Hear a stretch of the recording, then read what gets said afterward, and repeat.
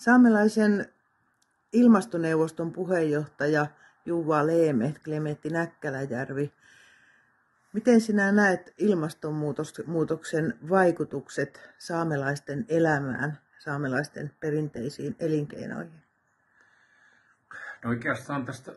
tutkimustietoahan tässä nyt ei ollut oikeastaan, mikä olisi kattanut saamelaiset elinkeinot kokonaisvaltaisesti. Ennen kuin se meidän Saami-tutkimushanke toteutettiin, niin 2019, kunhan se sitten tuli valtioneuvoston selvityksinä, niin kyllä se oli aika silmiinpistävää ne havainnot, mitä saamelaisilla oli. Meillähän oli hyvin laaja tuo haastatteluaine, josta yli 70 saamelaista me haastateltiin, ja hyvinkin selkeästi tuli niitä muutoksia, mitä ne on havainnut tuolla luonnossa ja miten se kohdistuu tuohon poronhoitoon. Eikä pelkästään vaan poronhoitoon, että siinä, vaikka meillä oli se tutkimuskohde oli silloin se poronhoito, mutta kyllä niissä tuli näissä haastatteluissa esille myös kalastusasiat, varsinkin tuolla Inaarin puolella ja sitten tietenkin myös Kitenon puolella ja sitten kyllä näistä erilaisista muistakin asioista, miten se vaikuttaa keräilyyn ja jopa käsitteiden materiaalihankintoihin. Että kyllä se oikeastaan aika selkeä on ollut, että se on tullut. Ensimmäiset merkit on tullut jo 60-luvulta sieltä Vuotson alueelta, että silloin kun alettiin tekojärvien, tai kun niitä on tehty ja sitten hakattu sitä puustoa, niin sitten huomattiin, että millä tavalla se vaikuttaa, että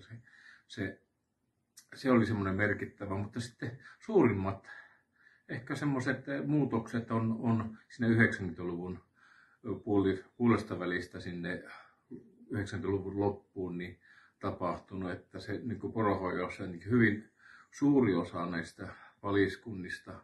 saamelaisten kotiseutualueen paliskunnista, niin poronomistajat ryhtyivät sitten ruokkimaan näitä ihan olosuhteiden pakosta, koska pohja jäätyi ja sitten ei ollut semmoista varmaa tietoa siitä, että onko hyvä tuommoinen kaivos, niin kuin sanovat suomen kielessä täällä murteessa, mutta sehän tarkoittaa juuri niitä elinolosuhteita. Mutta kun ne jäätyi, niin ne oli aika epävarma, että monestihan ne porot sitten nälkiintyivät. Ja silloin se alkoi sitten yksi semmoinen iso niin kuin semmoinen muutos siihen, että se tuli tuo keinoruokinta siihen, että se oli niin kuin semmoinen keino, millä pystyttiin takaamaan se, että porot selviytyvät talvesta ja tietenkin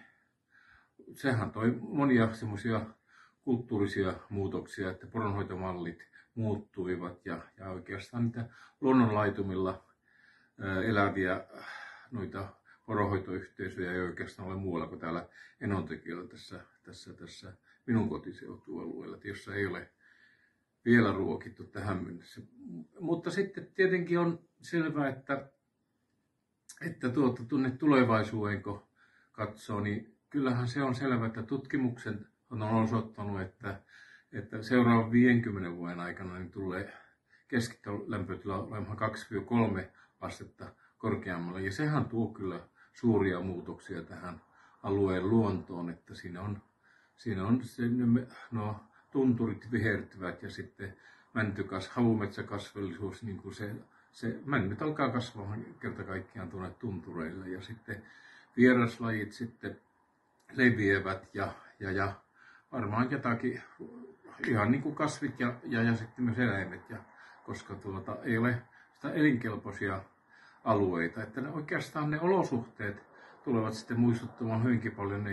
näitä Etelä-Suomen olosuhteita nyt. Ja jos ei sitten saa tätä niin kuin lämpenemistä niin kuin hidastamaan ja keinoja sille, että saataisiin tuo ilmastonmuutos niin kuin hillittyä. Että meillä on niin tuossa ilmastoneuvostossa tietenkin ne sopeutumisstrategioiden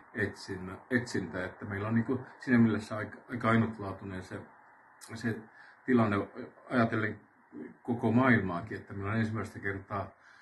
tiedeyhteisön jäsenet ja perinteisen tiedon jäsenet